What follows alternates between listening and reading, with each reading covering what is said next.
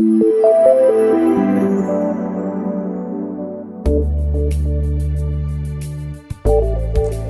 you're watching Addleshaw Goddard's Employment Channel.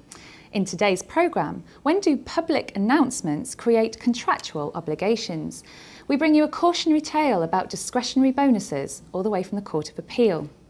In the EAT, we find out whether the Acas Code applies to dismissals for some other substantial reason. Finally, an interesting decision from the ECJ, which found that employers can be held responsible for discriminatory comments made by their shareholders. So our first case today then is Dresdner Kleinwort Commerzbank and Atrill and others. This was an expensive decision for Commerzbank because the Court of Appeal held they were contractually bound to pay bonuses worth around €50 million to over 100 employees. The facts here are set against the backdrop of the banking crisis in August 2008. A group of Dresdner employees were told in a meeting with their CEO that they'd be participating in a guaranteed minimum bonus pool of €400 million for the year.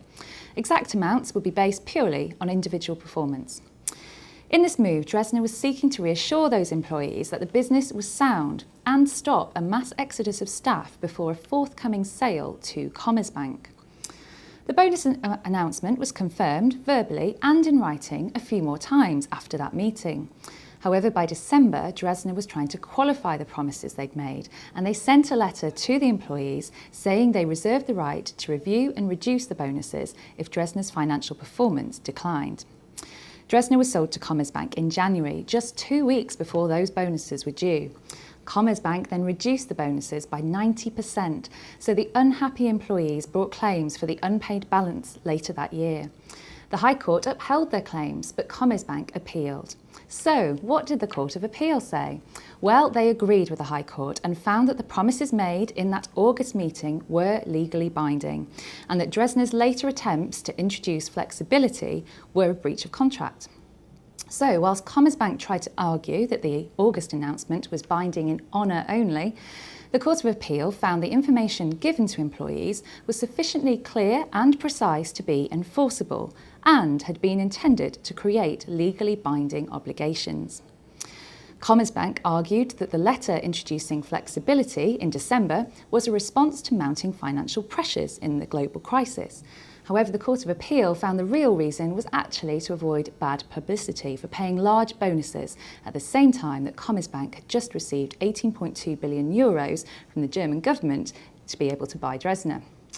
So overall, not a very good day in court for Commerzbank then. It's actually now likely that they'll seek leave to appeal to the Supreme Court.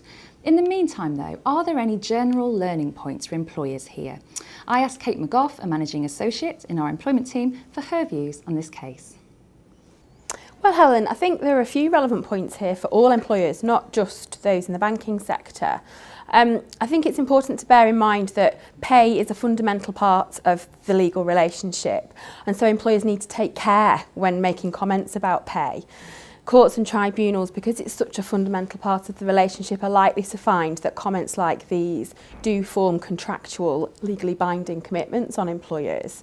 Don't forget, of course, that verbal statements can give rise to contractual commitments. Another interesting point to bear in mind is in relation to bonuses themselves, discretionary bonuses. I think if bonus provisions relate to individual performance alone, it's then very difficult to use other conditions like the economy or a company's performance to try and then to reduce or in fact get away altogether without paying any bonus entitlement.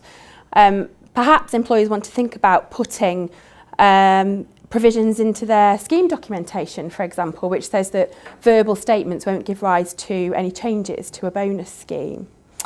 As always, if in doubt, take legal advice. We're always here to help you avoid making expensive errors. Thanks, Kate. Important lessons here then: exercise caution and, if in doubt, take legal advice. Next up then is the case of Lund and St Edmund's School. Here the EAT clarified that the Acas Code of Practice can apply to dismissals for some other substantial reason, or SOSR.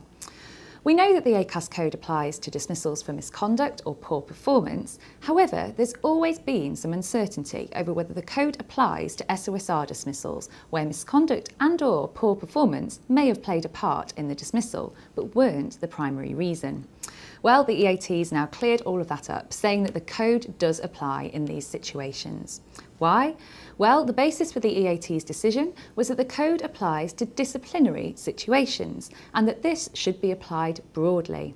So here, Mr. Lund had been dismissed for alienating colleagues and affecting morale. Whilst the potentially fair reason was SOSR, his dismissal was found to be procedurally unfair because he hadn't been warned about the dismissal meeting or been offered an appeal.